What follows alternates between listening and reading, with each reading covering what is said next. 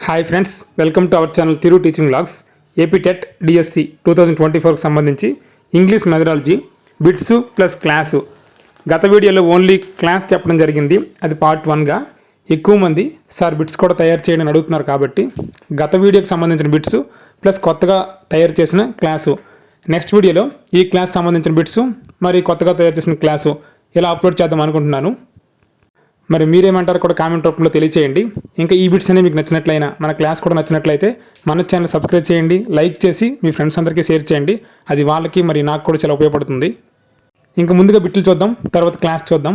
ఒకటవది, major character to develop English in 20th century. Major character to develop English in 20th century. Answer option D, 2 world wars. 2 world wars are major character to develop English in 20th century. Next bit, రెండవది, Samuel Johnson's dictionary published in. Samuel Johnson's dictionary published in. Answer option C, 1755. 1755లో Samuel Johnson dictionary publish అయింది. మూడవది, old English period is. Old English period is. Answer option B, 500 to 1100 AD after death. 500 నుంచి 1100 సంవత్సరాల మధ్యన old English, 1100 to 1500 middle English, 1500 తర్వాత modern English. మర్చిపోవద్దు, ఇది కంపల్సరీగా బిట్ వచ్చే ఛాన్స్ ఉంటుంది. నాలుగవది, angles tribe coming from. Angles tribe coming from. Answer option A, Denmark. ఈ ట్రైబ్ అనేది డెన్మార్క్లో సౌత్ భాగం నుంచి, కానీ దేశం ఇచ్చారు కాబట్టి డెన్మార్క్, సౌత్ డెన్మార్క్ నుంచి వీళ్ళు వచ్చారు. ఐదవది, Celtic group occupied Scotland in which era. Celtic group occupied Scotland in which era. Answer option A, old English. Celtic group, Angles, Saxons, these 3 tribes are occupied in old English era. Sixth bit, which period Latin and Greek are mostly influenced on languages. Which period Latin and Greek are mostly influenced on languages. Answer option C, modern English. Latin మరియు గ్రీక్లో ఎక్కువగా ప్రభావితమైంది modern ఇంగ్లీష్లో, Latin మాత్రమే అయితే middle English. ఏడవది, according to Yule classification spoon is in which period. According to Yule classification SPUN is in which period. Answer option C, modern English. SPUN అనేది modern ఇంగ్లీష్లో వచ్చిన పదము. ఇప్పుడైతే స్పూన్, SPON. ఎనిమిదవది, in south part of England which dialect used. In south part of England which dialect used. Answer option B, West Saxon. South మరియు west ఈ రెండింటిలో dialect ఏదంటే వెస్ట్ సాక్సన్. ఇక్కడ కన్ఫ్యూజ్ అవ్వద్దు, వెస్ట్ సాక్సన్ వెస్టే కాకుండా సౌత్లో కూడా ఉంది. తొమ్మిదవది, Anglo Norman belongs to. Anglo Normans belongs to. Answer option B, middle English. Anglo Normans are belongs to middle English period. 10th bit, Chaucer is the father of dash English. Chaucer is the father of dash English. Answer option B, middle English. Chaucer is the father of middle English. Poetry was made mostly in this period. ఇవి friends నిన్నటి class సంబంధించిన బిట్లు 10 ఇచ్చాను. ఇవన్నీ వచ్చే comment రూపంలో తెలియచేయండి. ఇంకా క్లాస్ పార్ట్ 2 ఈరోజు నేచర్ ఆఫ్ లాంగ్వేజ్ అనేది నేర్చుకుందాం. నేచర్ ఆఫ్ లాంగ్వేజ్, తెలుగులాగే అన్ని లాంగ్వేజ్లకు కూడా నేచర్ ఉంటుంది, అలాగే ఇంగ్లీష్ లాంగ్వేజ్ యొక్క నేచర్ అంటే ఇక్కడ తెలుసుకుందాం. ప్రతి లాంగ్వేజ్కి కొన్ని రూల్స్ ఉంటాయి, కొన్ని పదాలు ఉంటాయి. ఆ పదాలు మనం అలాగే గుర్తుంచుకోవాల్సి ఉంటుంది. ఇక్కడ systematic, language is systematic. Language has a set of definite rules. All languages have grammar. ఏ లాంగ్వేజ్ నేర్చుకోవాలన్నా దాని పద్ధతికి అనుగుణంగా నేర్చుకోవాలి. ప్రతి లాంగ్వేజ్కి గ్రామర్ ఉంటుంది, ప్రతి లాంగ్వేజ్కి కొన్ని రూల్స్ ఉంటాయి, వాటికి అనుగుణంగా నేర్చుకోవాలనేదే లాంగ్వేజ్ ఈజ్ సిస్టమేటిక్. ఇంకా సిస్టమేటిక్ సంబంధించి డ్యూయాలిటీ ఆఫ్ స్ట్రక్చర్. లాంగ్వేజ్కి డ్యూయాలిటీ ఆఫ్ స్ట్రక్చర్ ఉంటుంది. ఇక్కడ చూడండి, కే అంటే కా అనే sound, the second sound cannot be S. అంటే కాకి సెకండ్ సౌండ్గా సా రాదు. It has to be a vowel or a sound of R or L. ఇక్కడ డ్యూయాలిటీ ఆఫ్ స్ట్రక్చర్ అంటే కా అనే ఇంగ్లీష్ పదానికి తరువాత సా అనే పదం రాదు. ఎప్పుడైనా వొవెల్ కానీ లేదా రా సౌండ్ కానీ లా సౌండ్ కానీ వస్తుంది. ఇలాంటి నియమాన్ని పాటించడాన్నే డ్యూయాలిటీ ఆఫ్ స్ట్రక్చర్ అని అంటారు. ఇది సిస్టమేటిక్ సంబంధించిన ఒక రకమైన న్యాయం లేదా నియమం. నెక్స్ట్ వన్, నేచర్ ఆఫ్ లాంగ్వేజ్లో లాంగ్వేజ్ ఈజ్ ఆర్బిటరీ.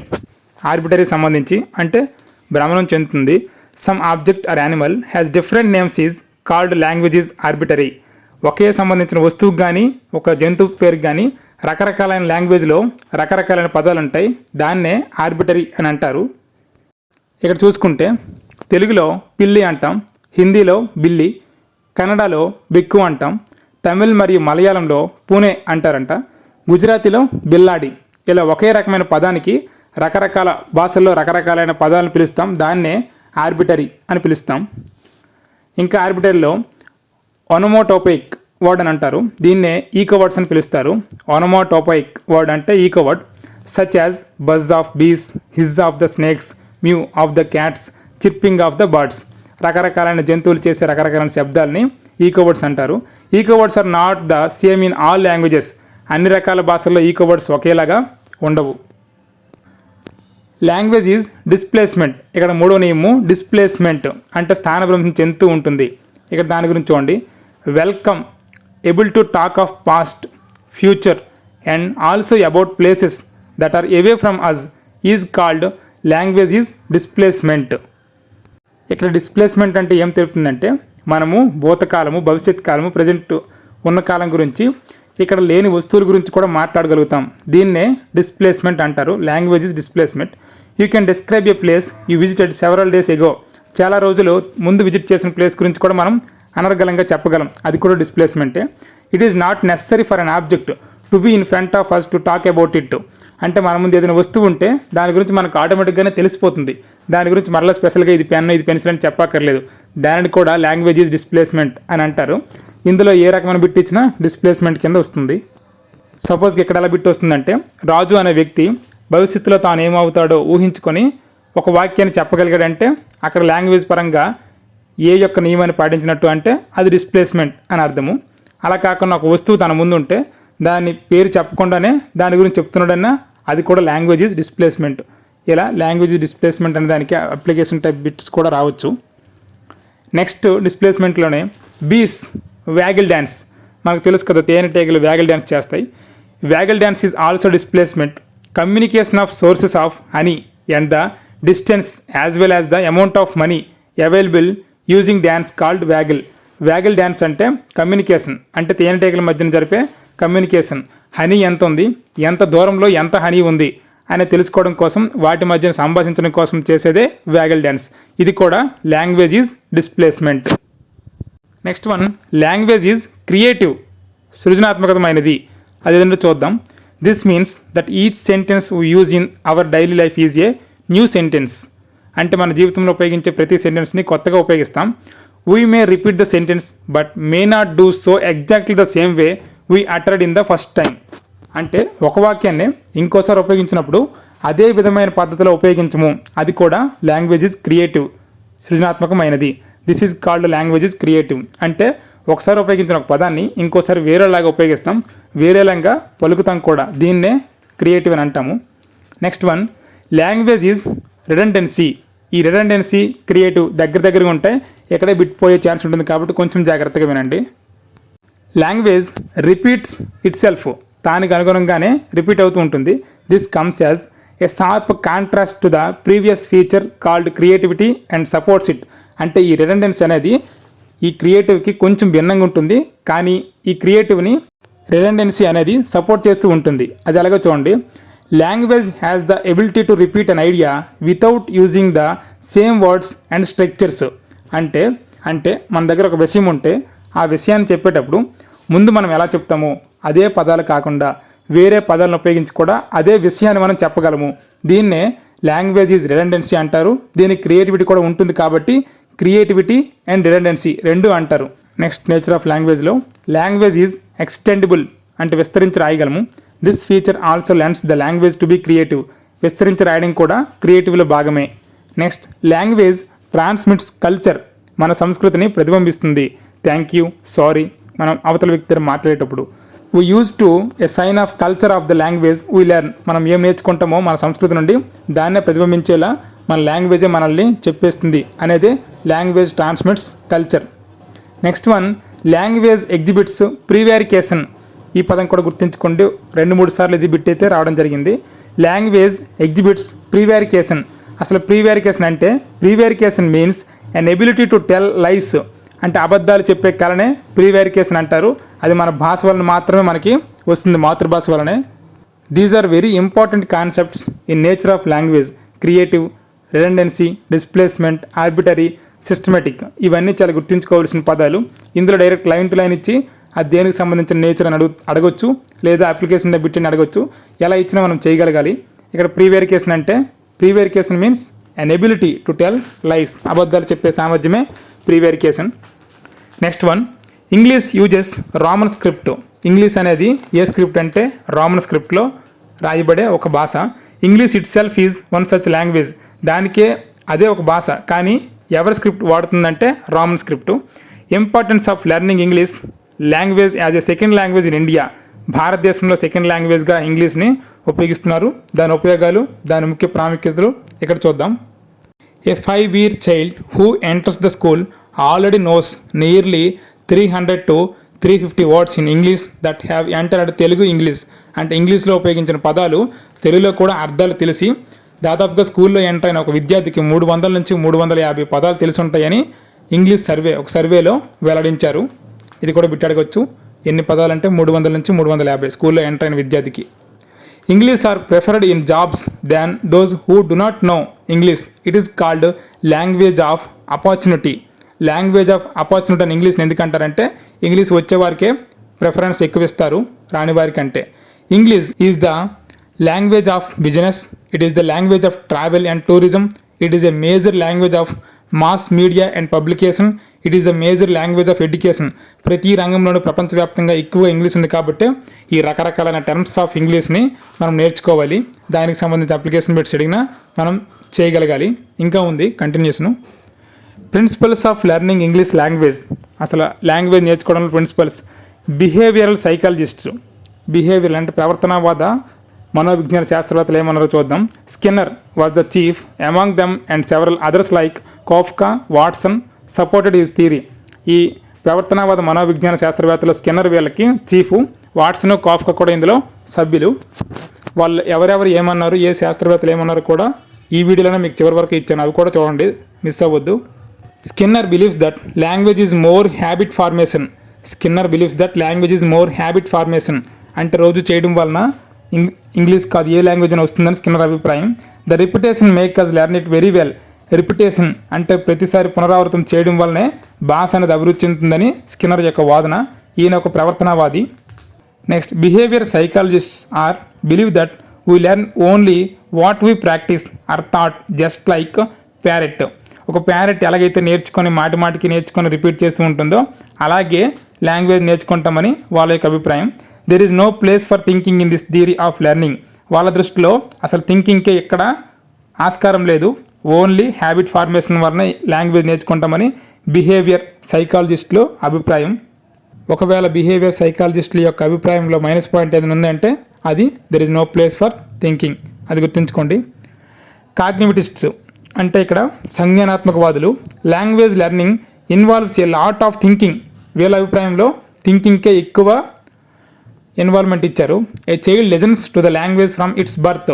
పుట్టినప్పటి నుంచే అప్పటి నుంచే నేర్చుకోవడానికి రెడీగా ఉంటారు. It records all the sentences in the brain and produces sentences of its own which match the sentences it has already heard. అంటే బ్రెయిన్లో ఇంతకు ముందు విన్న వాక్యాలతోనే ఇప్పుడున్న వాక్యాలని అలవర్చుకొని ఆ రెండింటి యొక్క పదజాల మిక్సింగ్తో లాంగ్వేజ్ నేర్చుకుంటాడని ఈ సంజ్ఞానాత్మకవాదుల యొక్క అభిప్రాయం. వీళ్ళు ప్రవర్తనవాదులకి పూర్తిగా కొంచెం వ్యతిరేకం. ఇంకా వీళ్ళ దృష్టిలో రూత్ వేర్ అనే ఒక సంజ్ఞానాత్మకవాది ఏం చెప్పాడు చూడండి. He conducted large number of experiments in this direction with her own child. అతనికి పుట్టిన బిడ్డతోనే ఎక్కువ ప్రయోగాలు ఏం చేశారు. రూత్ వేర్స్ బుక్ ఏమంటే the language of the crib. Noam Chomsky, ఈయన మనకు చాలా ఫేమస్ భాషా శాస్త్రవేత్త. He believe that language is innate ability to all human beings. అందరికీ పుట్టుకతోనే వచ్చే సామర్థ్యం అని ఈయన గట్టిగా ప్రతిపాదించారు. The human brain is an important organ. This is divided into 4 parts. అతను హ్యూమన్ బ్రెయిన్ని 4 partsగా విభజించారు. The front 2 parts are frontal lobes. ముందున్న 2 రకాల పార్ట్లే frontal lobes. It is the left frontal lobe that help us in learning language నేర్చుకోవడానికి ఆ ముందున్న ఫ్రంటల్ లోబ్స్లో లెఫ్ట్ ఫ్రంటల్ లోబ్ చాలా ఉపయోగపడుతుందని ఈయన యొక్క భావన. Next one, stages of learning language నేర్చుకోవడానికి స్టేజ్లు. ఈ 6 స్టేజ్ల నుంచి దాదాపుగా ప్రతి టెట్కి కన్ఫామ్గా 1 లేదా 2 బిట్లను అయితే ఇవ్వడం జరిగింది. 2017-18 టెట్లో మొత్తంగా ఈ యొక్క స్టేజెస్ నుంచే 6 బిట్లు వచ్చాయి. కన్ఫామ్గా నేర్చుకోండి. Gargling stage 0 to 6 months gargling stage అది. Babbling stage 7 to 10 months. Single word stage 11 to 18 months. 2 word stage దీన్నే హోలో ఫ్రేజ్ అంటారు, 19 to 24 months. లిస్పింగ్ స్టేజ్ 25 నుంచి 36 నెలలు. సెంటెన్స్ ఫార్మేషన్ స్టేజ్ 35 నుంచి 60 నెలలు. ఇక్కడ మ్యాచింగ్ అడగొచ్చు, తప్పుగా జడ్జ్ చేయింది అడగొచ్చు, లేదా డైరెక్ట్గా క్వశ్చన్ అడగొచ్చు. ఇది గుర్తుంచుకోవాలి. Gargling, babbling, single word, 2 word, lisping, sentence formation వరుస క్రమంలోనే అడగొచ్చు. దీని ప్రకారమే నెక్స్ట్ బిట్లు ఉంటాయి. చైల్డ్ బిగిన్స్ టు క్రాల్ పాకడం ఎప్పుడంటే when it moves from gargling to babbling. Gargling నుంచి బ్యాబ్లింగ్ వెళ్ళే స్టేజ్లో క్రాల్ పాకడం నేర్చుకుంటాడు. Child is able to sit or stand when the child moves to the single word stage. Sitting, standing single word స్టేజ్లో ఉంటాయి. Child can walk comfortably hollow phrase stage. Holophrase stage ఇదే 2 word stage. Next child hold things and throw them. వస్తువులు పట్టుకోవడం, విసరడం అనేది lisping stage. Next eat food and attempt the button, the shirt, wear the slippers. Sentence framing stage అంటే అన్నం తినడము, set వేసుకోవడము, చెప్పులు వేసుకోవడం, ఇది సెంటెన్స్ ఫ్రేమింగ్ స్టేజ్లో వస్తుంది. మనకి అక్కడ వీటి యొక్క కాలం తెలిస్తే ఈజీగా దీన్ని తెలిసిపోవడం జరుగుతుంది, ఈజీగా మనం గుర్తించగలము. Next one, English as a library language. ఇంగ్లీష్ని లైబ్రరీ లాంగ్వేజ్ ఎందుకంటారంటే మైకేల్ వెస్ట్ అనే శాస్త్రవేత్త, he was the opinion that exposing the learners to good models of English through written materials would have a greater benefit. అంటే రాత అంశాలతో కూడిన అంశాలని ఎక్కువ చదవడం వల్లనే ఇంగ్లీష్ని ఈజీగా నేర్చుకుంటారని మైకేల్ వెస్ట్ యొక్క అభిప్రాయం. Next he graded into 6 levels రీడర్స్ని అంటే చదివే వాళ్ళని 6 రకాలుగా విభజించాడు. It is called Plato. దీన్నే ప్లాటో అని అంటారు. ఇది కూడా 3 సార్లు ఇచ్చిన బిట్టు. ప్లాటోని ఎన్ని లెవెల్స్గా మైకేల్ వెస్ట్ విభజించాడంటే రీడర్స్ని 6 levels.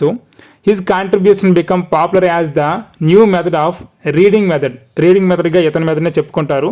Reading is source of gathering information and knowledge. అంటే నాలెడ్జ్ని, ఇన్ఫర్మేషన్ని గ్యాదరింగ్ చేసుకోవడమే రీడింగ్ అని ఈయన యొక్క అభిప్రాయము. Next famous person quotes to ఇంగ్లీష్కి ఫేమస్ పర్సన్స్ ఇచ్చిన quotes. English is a window on the world Pandit Jawaharlal Nehru. English is a gift of goddess Saraswati. ఇది ఇచ్చింది రాజాజీ. ఇతన్నే సి రాజగోపాలాచారి అని కూడా అంటారు. టీచింగ్ ఆఫ్ ఇంగ్లీష్ని టీచింగ్ చేయడం. English is a major second language in our country. మన భారతదేశంలో దీన్ని సెకండ్ లాంగ్వేజ్గా చూస్తారు. Some states introducing English in early first class and some other 3rd and 5th class. కొందరు 1వ తరగతి, కొందరు 3, 5 తరగతుల్లో ఇంట్రడ్యూస్ చేస్తారు. Enter the school children fear that they approach this language. It is the first problem of English టీచింగ్లో 3 problems ఉంటాయి. అంటే child ఫీర్తో ఉంటాడు అనేది మొదటి భావన. ఇది ఫస్ట్ ప్రాబ్లం టీచింగ్ ఇంగ్లీష్లో. The second problem is teacher translate every word and sentence into the child's mother tongue. In this process, a lot of meaning loss and often the child looks contrast rather than the similarity. అంటే ప్రతి పదాన్ని తన మాతృభాషలో చెప్పడం వలన తన యొక్క మొత్తం విషయాన్ని పక్కదో పట్టినట్టు ఉంటుంది. కాబట్టి ఇది second problem. And the third problem lies with some teachers avoiding the use of mother tongue totally in their English classes. తన ఇంగ్లీష్ క్లాస్లో పూర్తిగా మదర్ టంగ్ని వాడకపోవడం కూడా అది ఒక ప్రాబ్లం. ఇది third problem. These 3 problems are teaching of English language is difficult. English has stress time rhythm. English భాష అనేది stress time rhythm ఉంటుంది. అదే మోస్ట్ ఇండియన్ లాంగ్వేజ్ మన భారతీయ భాషలో అయితే సిలబల్ టైమ్ రిథమ్. మన భారతీయ భాషలో సిలబల్ టైమ్ రిథమ్ ఉంటుంది, ఇంగ్లీష్లో స్ట్రెస్ టైమ్ రిథమ్ ఉంటుంది. Children get to listen to English for about 40 minutes in a day during their class. వాళ్ళ క్లాస్లో 40 నిమిషాలైనా కనీసం వినాలనేదే ఇంగ్లీష్ యొక్క రూలు.